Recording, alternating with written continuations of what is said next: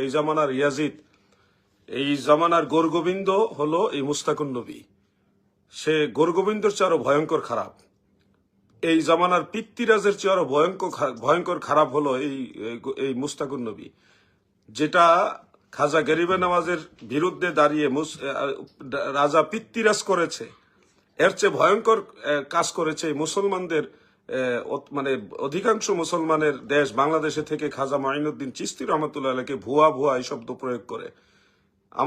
আমার দৃষ্টিতে তাকে প্রকাশ্যে জুতা পেটা করে তারপরে তাকে জাতীয় পর্যায়ে তওবা করানো উচিত, তাকে মহিলাদের ছেঁড়া জুতা দিয়ে পিটানো উচিত। আপনি ভুয়ার ঘরের ভুয়া, আপনি ভুয়া, আপনার বাপ দাদা ভুয়া, আপনার 14 গোষ্ঠী ভুয়া। মিয়া খাজা গরিবে নওয়াজকে ভুয়া বলছেন আপনি, বেয়াদব কোনহানের। এশিয়া উপমহাদেশে প্রায় 99 লক্ষ, আমার অবস্থান থেকে বলছে সে আসলে হালাল জাদা আছে কিনা আমার সন্দেহ হচ্ছে। আমি মনে করবো তার জন্মের মধ্যে দোষ আছে। বাবাকে বলছো বুয়া, আমি মনে করবো তোমার জন্মের মধ্যে দোষ আছে, তোমার জন্মটাই বুয়া। তোমার আম্মাকে জিজ্ঞাসা করো তোমার জন্ম ঠিক আছে কিনা। শায়েক বিয়াদবের কাসিমা আছে। সোশ্যাল মিডিয়ার বাইরে আপনারা বলুন না। বলো বাবাজি, আপনি সব খুলে বলুন। অ্যাকশন।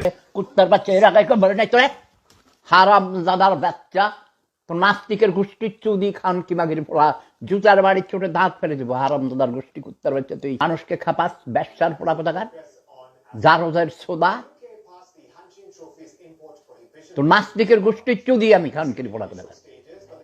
তো নাস্তিকগিরি তোরা একদম পাশা দিয়ে ঢুকাই দিব আমি। তুই আমার চিনাস কুকুরের বাচ্চা কোথাকার।